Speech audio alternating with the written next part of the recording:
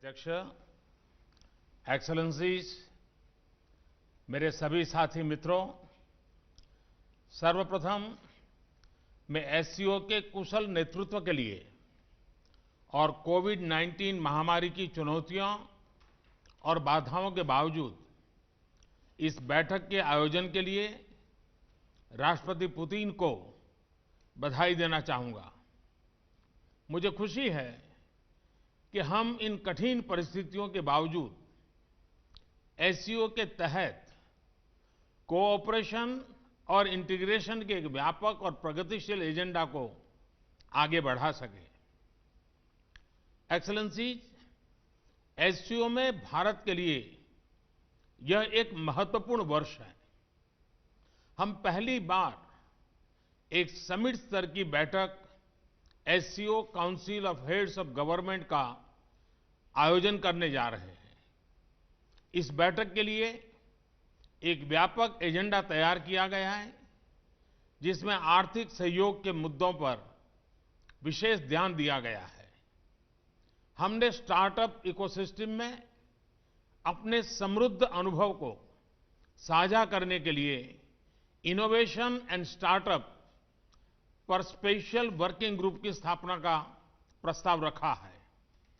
हमने traditional medicine पर working group का भी प्रस्ताव रखा है, ताकि एससीओ देशों में पारंपरिक और प्राचीन चिकित्सा के ज्ञान और समकालीन चिकित्सा में हो रही प्रगति एक दूसरे के पूरक बन सके।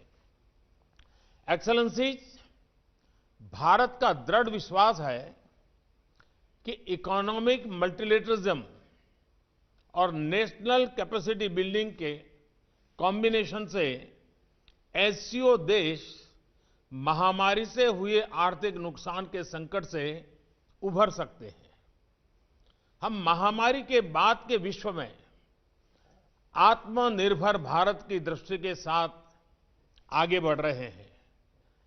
मुझे विश्वास है कि आत्मनिर्भर भारत वैश्विक अर्थव्यवस्था के लिए एक फोर्स मल्टीप्लायर साबित होगा और एससीओ क्षेत्र की आर्थिक प्रगति को गति प्रदान करेगा। एक्सेलेंसीज, एससीओ क्षेत्र से भारत का घनिष्ठ सांस्कृतिक और ऐतिहासिक संबंध रहा है।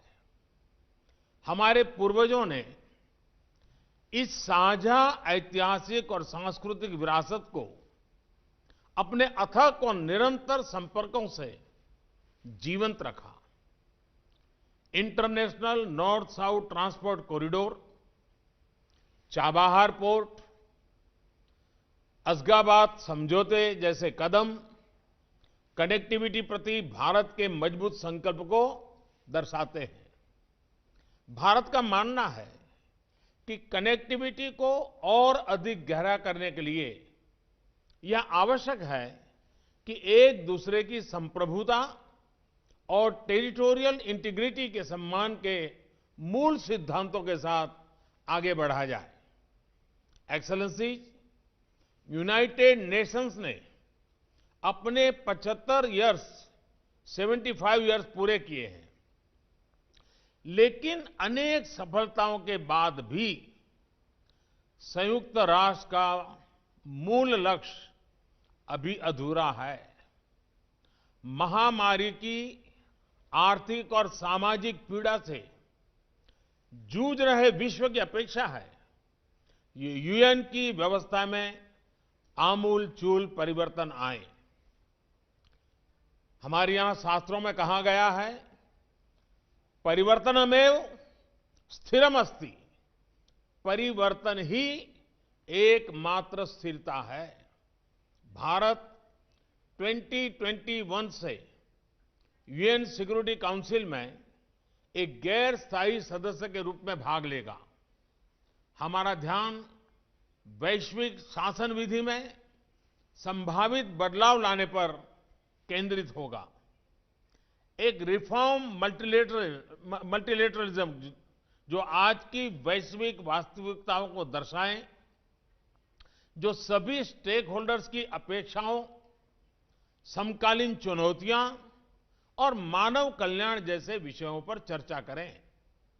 इस प्रयास में हमें एससीओ सदस्य राष्ट्रों का पूर्ण समर्थन मिलने की अपेक्षा है। एक्सेलेंसीज, सर्वे भवन्तु सुखिनः, सर्वे सन्तु निरामया, सभी सुखी और सभी रोगमुक्त रहे, यह शांति मंत्र भारत के समस्त मानव कल्याण के प्रति आस्था का प्रतीक है।